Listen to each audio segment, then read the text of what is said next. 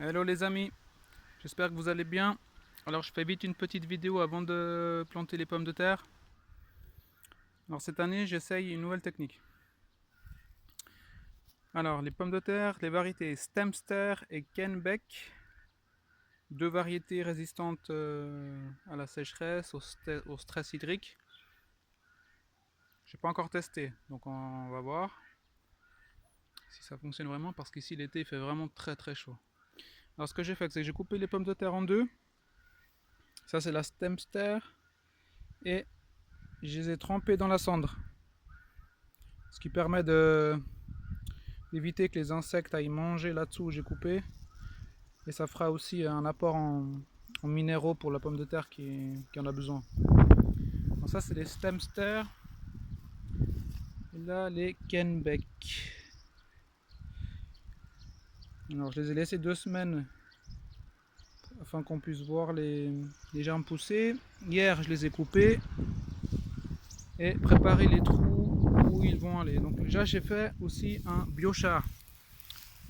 Donc c'est quoi le biochar? C'est du charbon. Comme j'avais à disponibilité pas mal de bois, j'ai testé de faire du charbon, mais en fait c'est extrêmement simple. Il suffit de faire un feu avec pas mal de bois sec et d'empêcher l'oxygène d'entrer. Ce qui va quand même faire une combustion mais sans fumer. Et lentement, le lendemain, c'est rempli de charbon. Donc le charbon, pourquoi c'est intéressant? Parce que c'est très très poreux. Et si vous regardez avec un microscope, vous allez voir vraiment comme des fractales de porc, quoi. Donc ce que j'ai fait, c'est qu'une fois que j'avais le charbon étalé au sol, j'avais préparé un mélange de fientes de caille, de poule, un peu de tout, avec de la consoude, pour vraiment faire un extrait riche en minéraux. J'ai laissé macérer tout ça et j'ai versé environ 10 litres sur ce charbon de liquide enrichi en minéraux. Ce qui fait que le charbon va absorber tout ça et ensuite, incorporé au sol, il va libérer ça lentement. Et en plus, comme c'est noir, ça permet de réchauffer le sol un peu plus vite. Donc là, j'ai fait ça il y a 2-3 jours pour que là, là dedans, c'est chaud, quoi. C'est noir. Donc comme ça, les pommes de terre vont bien pousser assez rapidement parce que dessous, c'est encore frais tout en bas. Comme il y a au moins 20-30 cm de paillage, ça maintient frais dessous. Donc j'ai préparé tous les trous là, tout le long.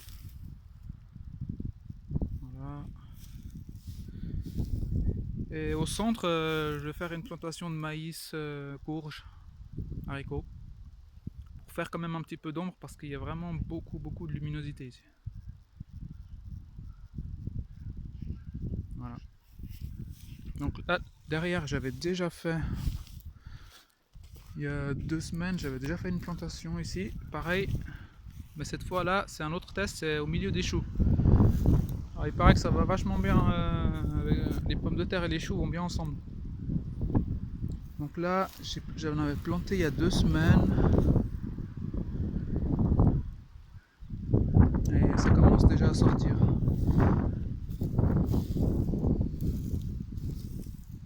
On va voir si je le trouve. Voilà. Voilà. Ça, c'est la même technique, mais il y a 2 semaines. Voilà. Ça commence à sortir. Et dans quelques mois, ça sera tout vert. Normalement, ça devrait couvrir tout le paillage. Alors là, je sais pas si vous avez vu une des dernières vidéos, les petits pois. Là, il y en a extrêmement beaucoup. Ils sont vraiment bons, très sucrés.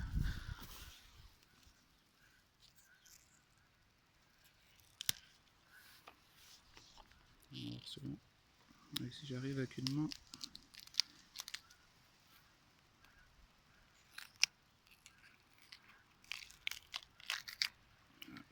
C'est pas le top, mais c'est juste pour vous montrer. Voilà.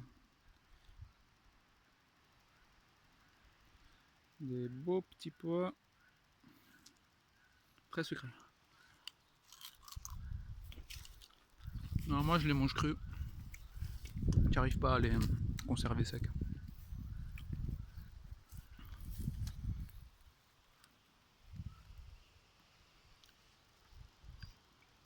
Voilà, alors maintenant on commence à manger les petits pois, les fèves aussi, j'en ai énormément. Et on enchaîne avec les pommes de terre, les maïs. J'essaierai de faire d'autres vidéos. Voilà, à bientôt les amis.